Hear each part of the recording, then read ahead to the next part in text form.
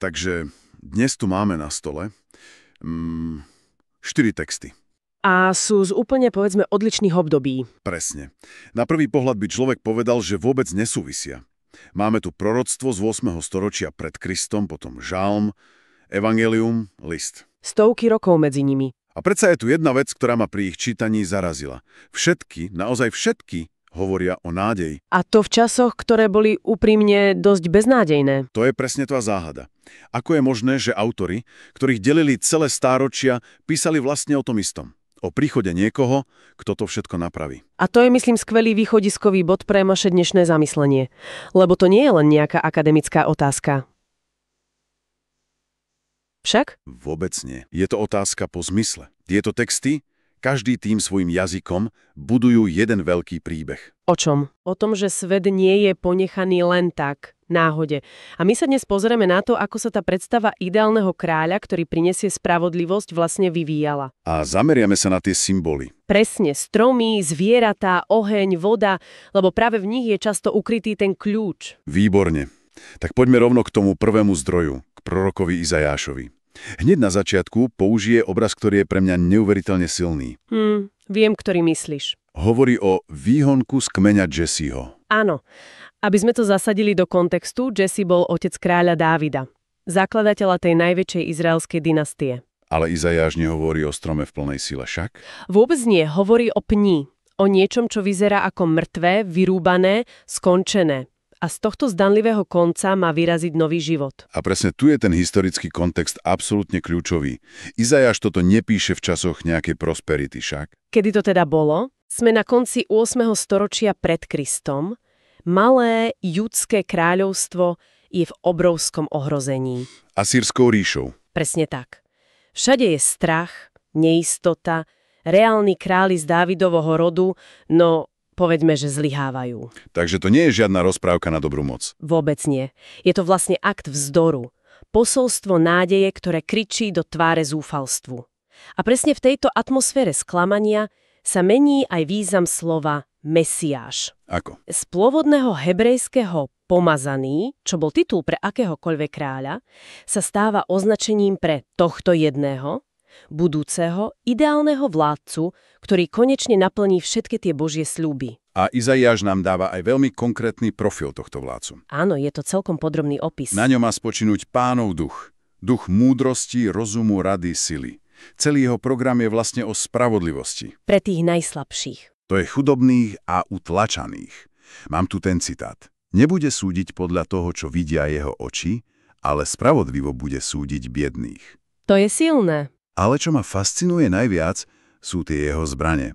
Palica jeho úst a dých jeho pier. Znie to pekne, ale aj dosť abstraktne. Ako vládnuť slovom však? Presne.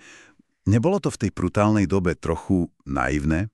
To je presne tá otázka, ktorú si museli klásť aj vtedy. Ten obraz je radikálny. V akom zmysle? Hovorí, že najväčšou silou nie je armáda, ale pravda. Že lož a nespravodlivosť sa dajú poraziť tým, že ich odhalíš.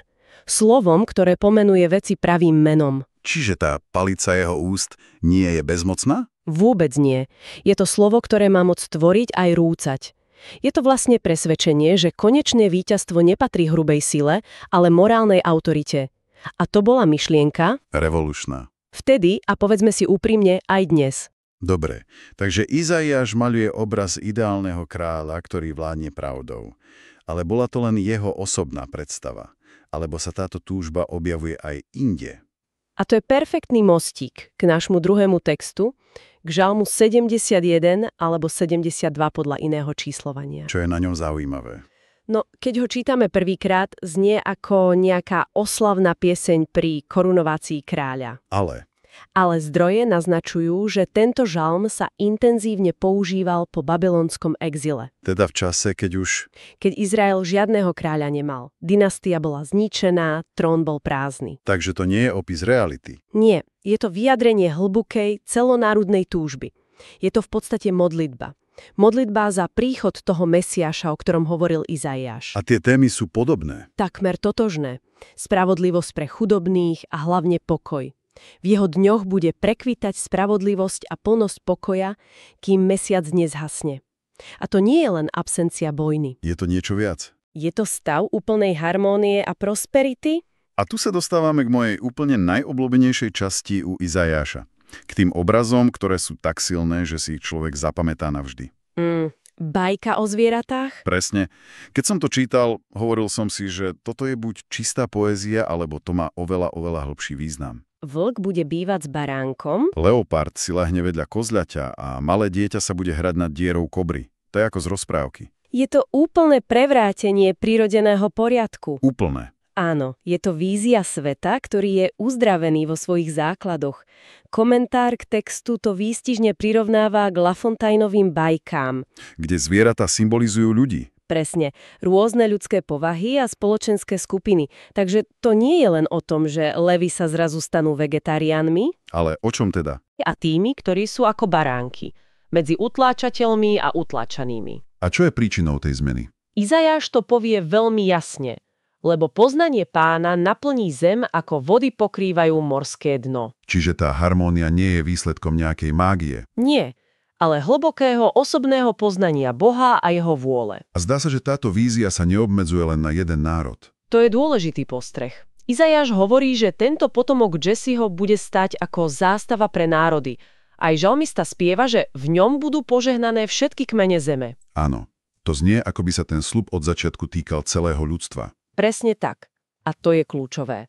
Obaja autori nadväzujú na úplne prapôvodný sľub, ktorý dal Boh Abrahámovi. Na začiatku dejín Izraela. Áno, v tebe budú požehnané všetky pokolenia zeme. Tým sa celý ten príbeh otvára. Už to nie je len o záchrane jednej etnickej skupiny. Je to vízia univerzálneho požehnania. A komentáre dokonca rozoberajú dve možné roviny prekladu toho sľubu. Jedna je, že Abrahám a jeho potomkovia budú vzorom. Akože ostatní sa na nich pozrú a povedia si: Kiež by sme sa mali tak dobre ako oni. Ale tá druhá, hlbšia rovina je, že budú priamym prostredníkom toho požehnania pre celý svet. A práve túto myšlienku rozvíjajú proroci aj žalmy. Dobre. S touto víziou univerzálneho pokoja teraz urobme skok. O niekoľko storočí dopredu. Scéna sa dramaticky mení. Sme v Judei v 1. storočí, pod tvrdou rímskou okupáciou. Vzduch je plný napätia, náboženských sporov. A hlavne očakávania. Že sa niečo musí stať. A na túto scénu vstupuje Ján Krstiteľ. Evanjelista Matúš ho opisuje veľmi živo. Odev z ťavej srsti, kožený opasok. Jedol kobylky a lesný med. Vyzerá ako nejaký divoch, postava z dávnych čias. A to je zámer. Jeho vzhľad ho priamo spája s veľkými starozákonnými prorokmi, najmä s Eliášom. O ktorom sa verilo, že sa vráti? Presne, že sa vráti pred príchodom Mesiáša. A jeho posolstvo je rovnako priame a nekompromisné. Robte pokánie, lebo sa priblížilo nebeské kráľovstvo. On je ten hlas volajúceho na púšti. Toho predpovedal Izajáš. Jeho úlohou je pripraviť cestu. A jeho krst v Jordáne je silný symbolický akt. Ľudia vstupujú do vody, aby symbolicky zmyli starý život. A potom prichádza tá scéna. K Jánovi prichádza vtedejšia náboženská elita. Farizei a saduceji. Zrieme zo zvedavosti, alebo aby ho skontrolovali. A Jánova reakcia je, šokujúca. Privíta ich slovami: Hadie plemeno. Wow. To je neuveriteľne tvrdé. Prečo takýto frontálny útok? Pretože Ján vidí ich pokrytectvo. Komentár to vysvetľuje tak, že ich nazýva potomkami toho hada z raja. Pokušiteľa, rozdeľovača. Presne. On im v podstate hovorí: vy sa spoliehate na svoj rodokmeň. Na to, že vašim otcom je Abraham. Myslíte si, že máte spásu vo vrecku. A Ján im túto ilúziu rozbije. Úplne. Povie, že Boh dokáže stvoriť deti Abrahamovi aj z týchto kameňov pri rieke. Čiže spochybňuje celú myšlienku náboženstva založeného na zdedenom statuse a volá po osobnom radikálnom obrátení, po konkrétnych skutkoch, po ovoci. Ale Ján neukazuje na seba. Celý čas hovorí o niekom, kto príde po ňom. Áno. Ten, čo príde po mne, je mocnejší. A použije pritom obraz, ktorý ukazuje tú obrovskú priepasť medzi nimi.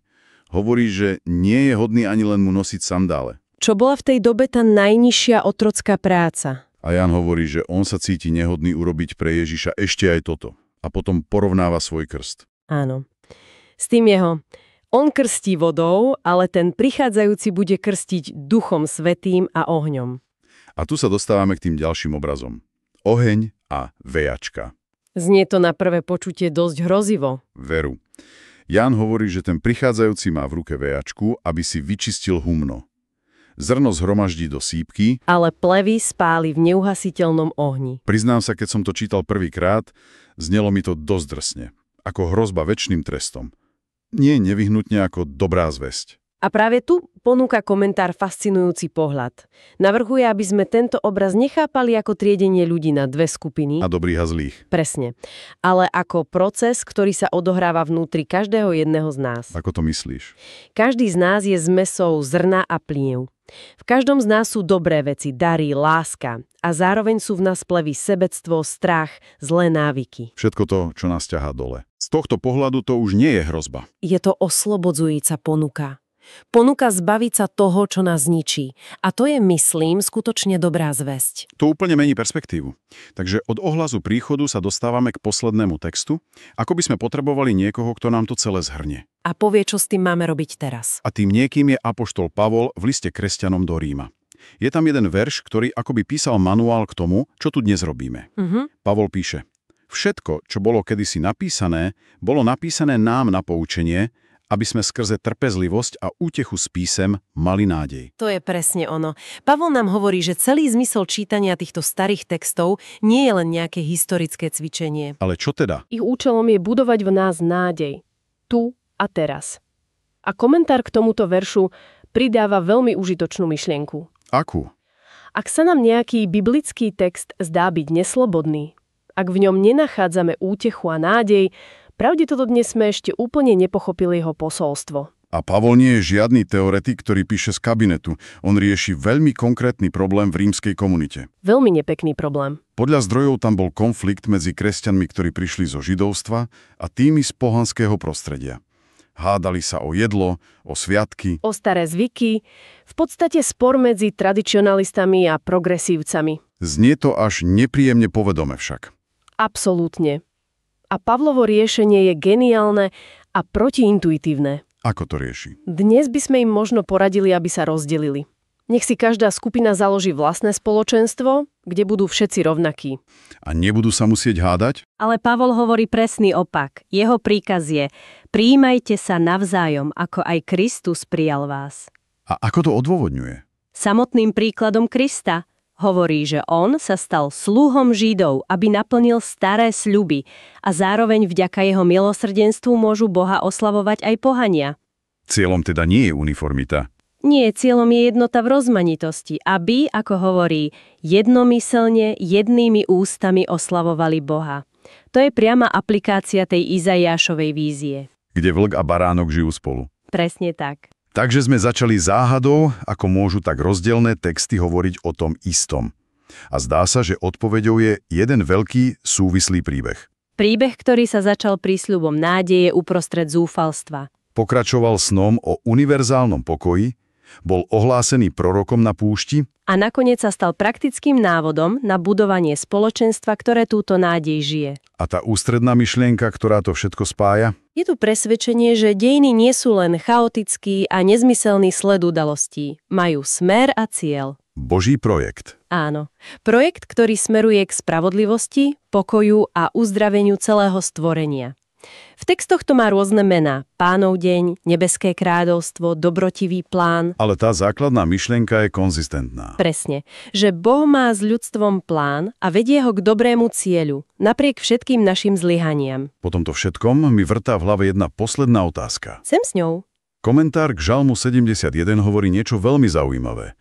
Že cieľom modlitby nie je pripomínať Bohu jeho sľuby, lebo on na ne nezabúda. Tak čo je potom cieľom? Aby sme my učili vidieť svet Božími očami a nachádzali v tom silu pracovať na naplnení tých sľubov. To je silná myšlienka. A to ma vedie k záverečnej úvahe. Ak tieto staroveké vízie nie sú len na pasívne čakanie, ale na aktívne konanie, čo to potom pre nás dnes znamená pripravovať cestu? Ako môžeme byť aktérmi tej vytúženej spravodlivosti a jednoty v našom vlastnom, často tak rozdelenom svete? Zdá sa, že nie sme len pasívni diváci tohto veľkého príbehu, ale sme pozvaní stať sa jeho spolutvorcami.